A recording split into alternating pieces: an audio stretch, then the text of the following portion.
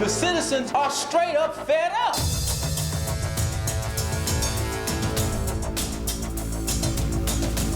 Three years ago, I called for the implementation of body cameras. Body-worn cameras are going to foster accountability. Just like the automatic replay in sports, we're going to depend on these cameras to show us what really happened. You are now suited up to hit the streets, Mayor. I'm ready. Citizens are going to demand transparency. Transparency. And anything less will create more problems in the community than it solves. While everybody's talking about transparency, these lawmakers are saying, hold on, we're rushing this through. There are problems from the get-go. You start off wrong, you end wrong. I mean, we're going to buy a tool that we don't even have a policy for. We are not moving this city forward in the right direction. As soon as we have an incident and somebody says, well, the video wasn't working. Did you click on your camera right away? No, man. Then the next thing we're going to have is we're going to have a protest. The body camera was not turned on until after he was dead. Where is the film? Where? We didn't spend $8 million for body cameras to see the aftermath. We know of 50 other cases where HPD can't come up with a video. $8 million later and several months later, there's no transparency. It is a waste of our money and a slap in our face. This is not a conservative or a liberal issue or a black or white issue. No one wants to waste their money. We are spending $8 million for show. I've been covering police for more than 20 years, and for me, there's no other way to put it. Right now, things are a mess. Think about it. Baltimore, Charlotte, Baton Rouge, Chicago.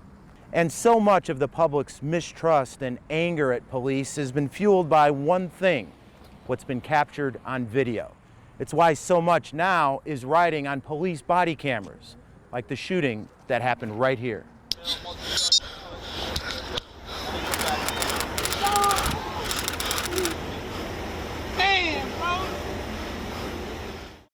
At about 12:30 at night, there's a man named Alva Brazil. He's walking down the street, and he actually walks into the street waving his arms, and he's got a gun in his hand. We see surveillance video from a nearby gas station, but it's from pretty far away and pretty grainy. What's he doing out there? Nobody really knows. His wife later told us that his horse had gone missing from a nearby stable, and he was looking for it. He was looking for somebody to help him. But why have the gun? Legally, he shouldn't have had the gun. We actually looked it up, and he had a history of felony drug charges. But at the time when the officers were approaching the scene, they didn't know any of this. No, not at all. They were just on a routine patrol, and they saw Brazil standing in the middle of the street. So tell me what happened. Just briefly. My partner and I were coming northbound on Cullen, and he's got his arm up, and we thought he was flagging us down for something, so we just slow rolled to him, and I turned my spotlight on him, and I saw him pointing the gun at us. The thing is, both officers in that car had cameras on, but they weren't rolling when they came up to the scene. The first frame of body cam video that we see, Alva Brazil is dying on the street. Go hands, bro. All right, I got him. This was the first critical test of Houston's body cam program. We don't see the shooting, we don't see what led up to it. The man is already shot and on the ground. I called for an ambulance. Ah, damn.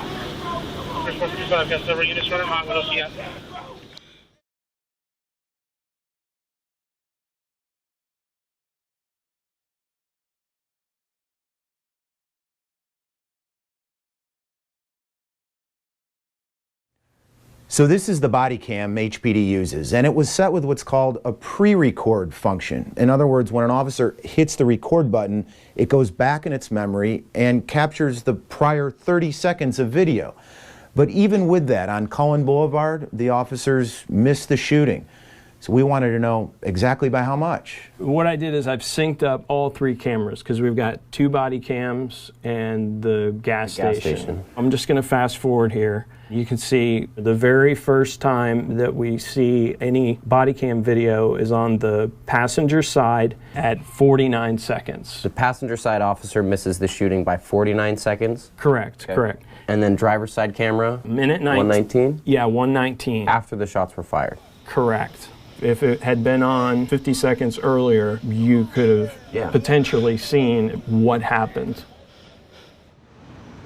My name is Ray Hunt, president of the Houston Police Officers Union. This was the first real high-profile test of this department's body-worn camera policy. Pass or fail? If the officer's primary responsibility was his safety, he passed. If his primary responsibility was videotaping the entire scene, he failed. If he was your cameraman and only had to worry about videotaping that, I would blame that cameraman for not getting it. But that's not his primary responsibility. His primary responsibility is to make sure he's safe and the public's safe. Ward and Cullen, where he ended his life right here, his journey right here, Ward and Cullen.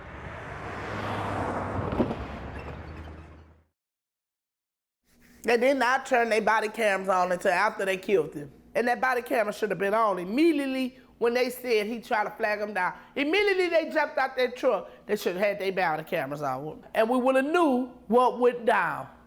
I didn't hear them say, stop, freeze, put the gun down, get down, none of that. Why wasn't the body cameras on? If it's not turned on, you don't know what the truth is. The truth about Houston's body camera program is much bigger than one case. Just look at what prosecutors were emailing police. Problems with locating video, non-existing body-worn camera videos, or videos just not showing up in the system. Those emails are public because they're public employees, and we requested them under Texas open records laws. We asked for any issues at all concerning body-worn cameras, and we got a big old stack of papers.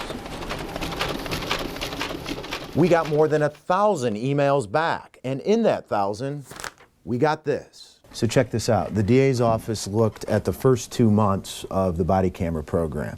What they found was, of all the cases filed by cops with cameras, there was a ton of cases where there was no video. How many are we talking here? 729 cases with no video in the first 2 months of the program. I got questions for HPD. Are your officers forgetting to push record? Are they neglecting to do so? Or are they rolling, but the videos are just MIA and the police can't find them? But getting answers hasn't been easy. It's taken an entire month for the police chief to grant us an interview. And now that we're finally here, she's giving us a whole 15 minutes. We provided this to your office a month ago. Do you dispute the district attorney's numbers? I would never dispute her numbers. She identifies more than 700 cases filed by officers who were assigned body cams in which there was no video. What happened to the video? I do not know what criteria she is using.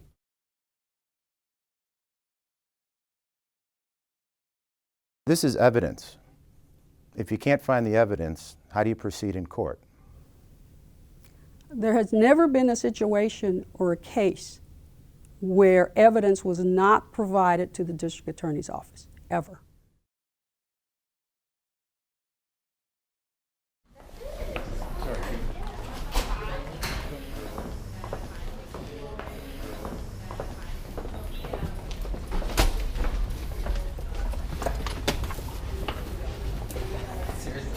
Thanks. So one of the key players that's really had a lot of questions in the city about this whole body-worn camera policy is Councilmember Michael Kubash. How are you, sir? There's one thing about Mike Kubash, he'll tell it like it is. The citizens are relying on them to do their job. And I knew that when this takes place and we don't have the video, we're going to have a problem. $8 million if you only outfit the officer with the camera, but don't do the back half.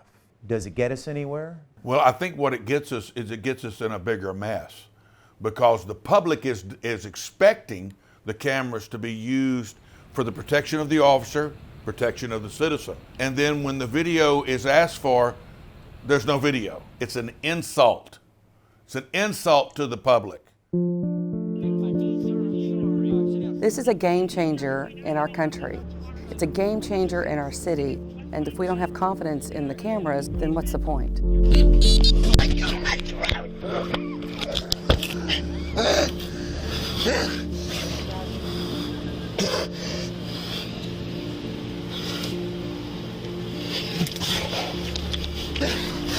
What are you doing to me? What are y'all doing to me? I'm calling the cops. I'm calling them. Stop. I am the cops.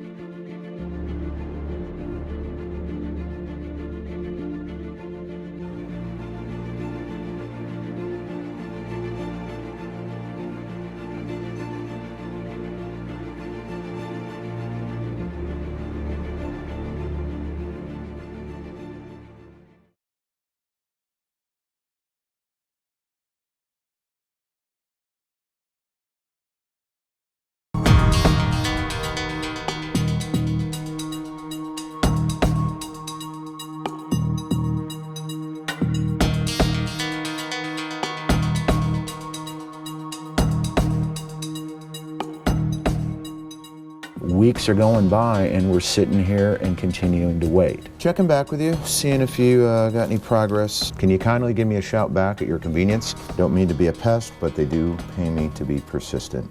Hope you understand. I have called and called and called. I have emailed and emailed. I've copied the mayor's office on this. And under the law, we have every right to see these videos.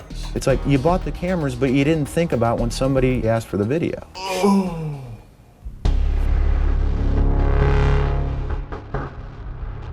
We get a F mark. We flunk. Councilmember Martin. Thank you, Mayor.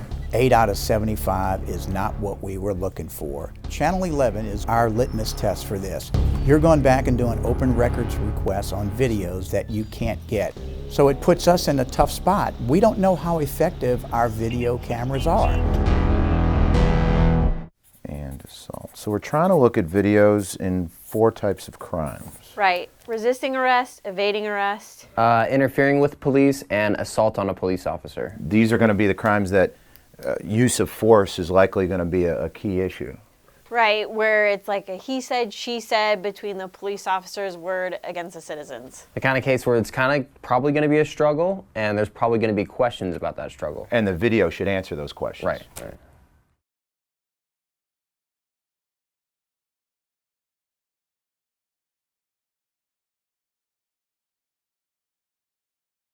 What's your problem? I'm Randall Callanan, and I am a civil rights lawyer for the past 20 years in Houston, Texas. Get on the ground. Get on the ground now. In my career, I have filed at least 100 federal civil rights cases involving police misconduct. You need to get on your stomach right now. Get on your stomach. And we see here that they did use the taser on him, but it seemed to be an appropriate use because he had already threatened the officers with physical violence several times and was actually moving towards one of the officers with his fist raised when the taser was discharged. So this example would assure the public that the arrest is happening properly and there was no use of excessive force. Let me move on to the second one.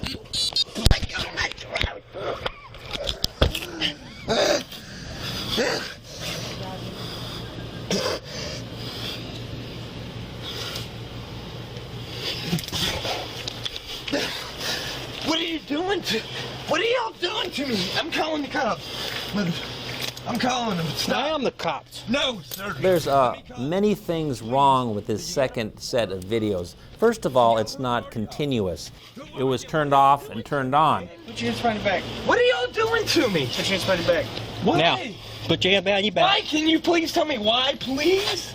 What was it that made the officer feel it was justified to use any force whatsoever?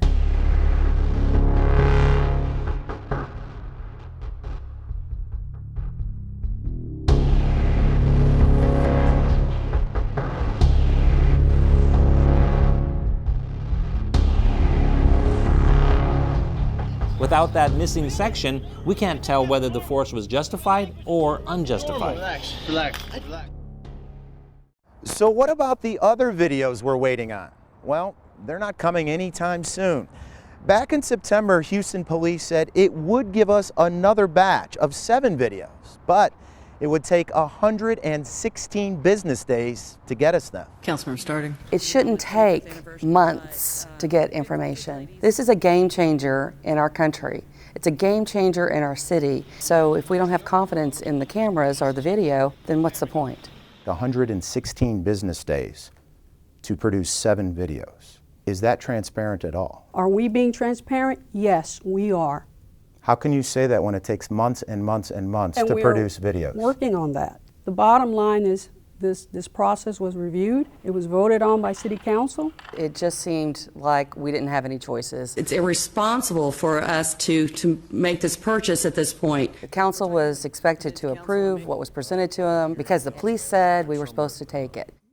One of the key sticking points Houston police kept pushing for was storing and managing all of this video by itself, in-house, even though 34 other major cities use a private vendor and store it in the cloud. So how's that slowing things down? Well, consider what happens whenever the public requests a body camera video. The open records folks at police headquarters can't download it on any computer here. Instead, they have to grab a hard drive and hop in the car. Where do they go? To HPD's Technology Services building, more than a mile away. Here they have to wait while that video transfers to the drive, and then it's back in the car for that mile-long trip back to police headquarters to begin processing the public's request. If you cannot retrieve the data, then the whole process has failed. Motion carries. My name is Anise Parker, and I was the mayor of the city of Houston for 6 years. Did you have confidence that the IT side of the Houston Police Department could do the job, or did you have concern? At the time we made this purchase, I had concerns about whether we would be able to handle the IT piece. We could always go back and revisit that decision. My thought was that if we went with the cloud storage, we couldn't backtrack that, but if we stored it in-house and it didn't work, we could always reevaluate. It's one thing to capture the video. Yes, you have to be able to retrieve it, and you have to be able to retrieve it timely. If the Houston Police Department cannot do that, then the City Council needs to go into session very, very quickly and figure out another solution. If I forget to turn on the camera, it doesn't matter because the car door is going to actuate it and turn it on automatically for us. And as you can see, as soon as I get out of the car, it's already actuated the cameras. That safeguards the public that something will not be missed.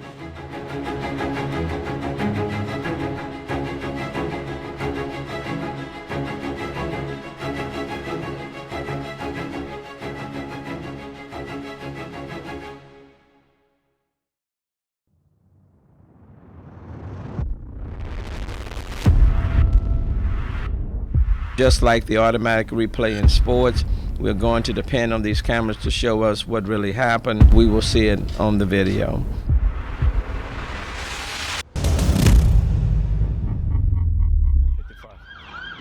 As we've seen in the Alva Brazil shooting, Did you click on your camera? No, man. the body camera was not turned on until after he was dead.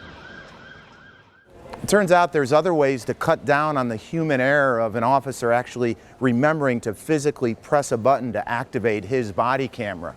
We flew out to Seattle, Washington to find out exactly what those cutting-edge technologies are and what Houston's missing out on. All right, I'm gonna go ahead and put on my Axon Body 2 camera.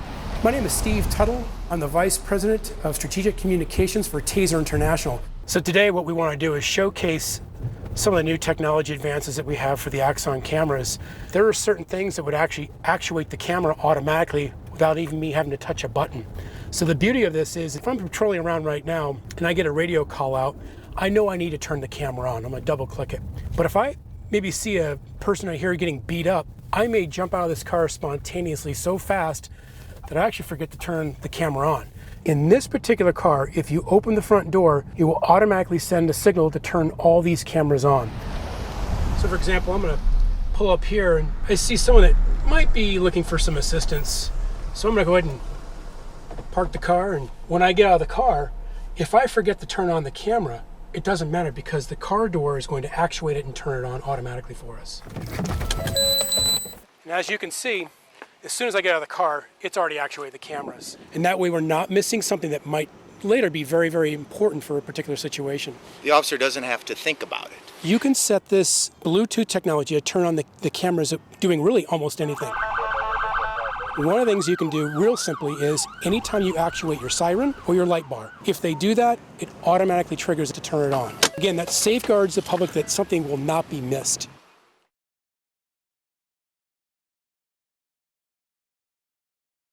We were never made aware of the ability to have the camera automatically turned on when a police officer opens up their door. We were never made aware of the camera being able to turn on when the sirens went on. We were never made aware of camera having the ability to turn on in these type of instances. And the only way we knew about it is when you told us about it.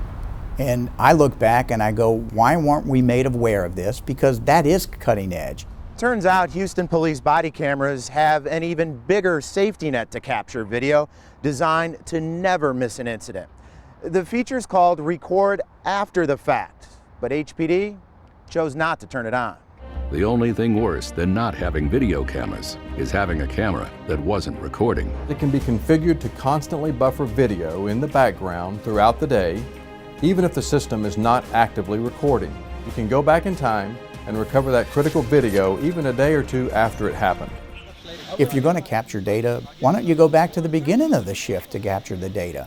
Everybody's looking for transparency in this. And it seems like we're lacking transparency, and we've been lacking transparency since day one. And that's alarming.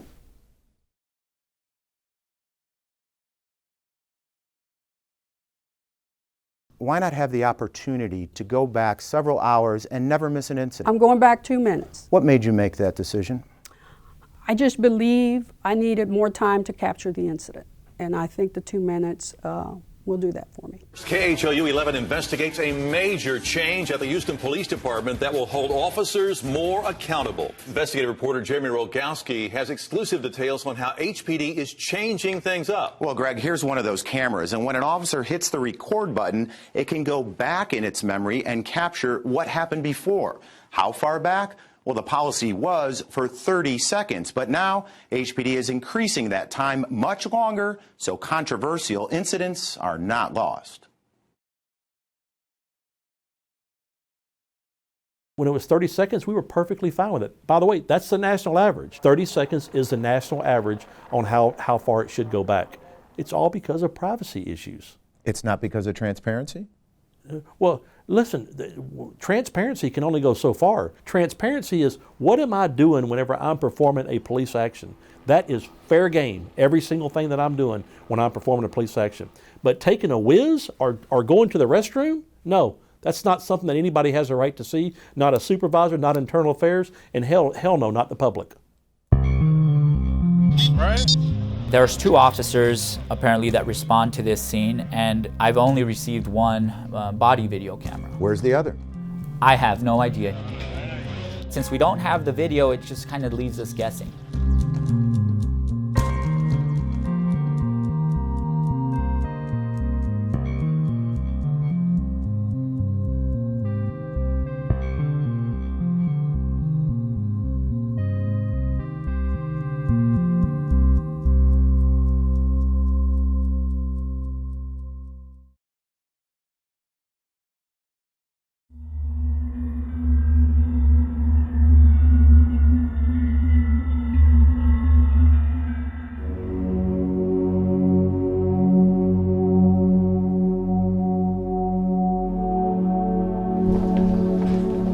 My name is Eddie Gomez, and I'm a criminal defense attorney in Houston, Texas. I have a client that's accused of an assault. Right. There's 2 officers apparently that respond to this scene, and I've only received one body video camera. Where's the other? I have no idea to this day.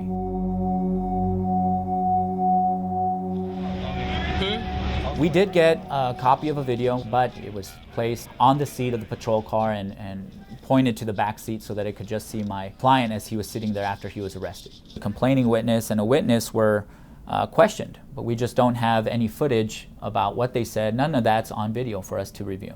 Certainly, if something's on video, then it speaks for itself. And we won't have to guess about whether the officer ad-libbed or paraphrased something. But since we don't have the video, it just kind of leaves us guessing. And so that's something that needs to be brought to light in front of a jury.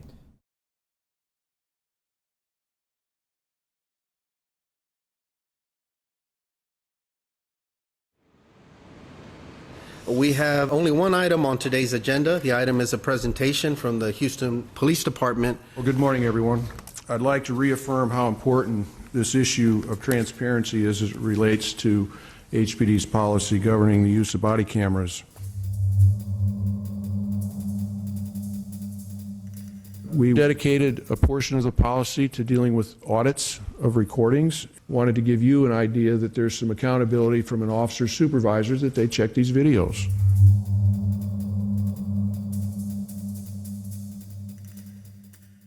We asked 3 different times in 3 different ways how Houston Police might be checking up on its body cam officers. We got nothing. We asked for any audits done by command staff, and HPD found no records. We asked for any data showing when cops didn't record when required, and HPD found no records. And we asked for any reports whatsoever from any division whatsoever on body cam compliance. And HPD found no records.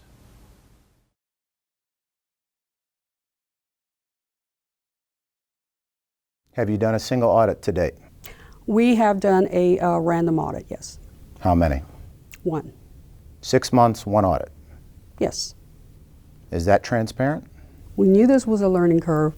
This is a new process. We're having to work with outside entities, and we are going to eventually figure it all out, tighten our policies, and have a process that I think the city would be very proud of. Nationally, there are cities that do conduct audits. Fort Worth, New Orleans, and Denver are the 3 cities that are doing audits and actually doing them pretty well. So this is from Denver? Yeah. What this is Denver's error report, and they do it weekly. Every week? Yeah, they do it every Monday. Every single Monday they check on their cops to say who's doing this right and who's not. The difference is huge here. Houston has none of this. Right, no, not at all. If they don't know where the problem is, how are they going to know how to fix it? Yeah. I'm Michael Kubosh. I'm a City of Houston council member at large, position 3. This is a way of cross-checking the officers to make sure that things are working right. And if commanders don't have a clue if compliance is 100%, 90%, 70%, 50%, or who knows what percent. How else are you going to check the effectiveness in it? To me, it's like making sausage in the dark, because you don't know what's going on and you don't know what you're putting in it.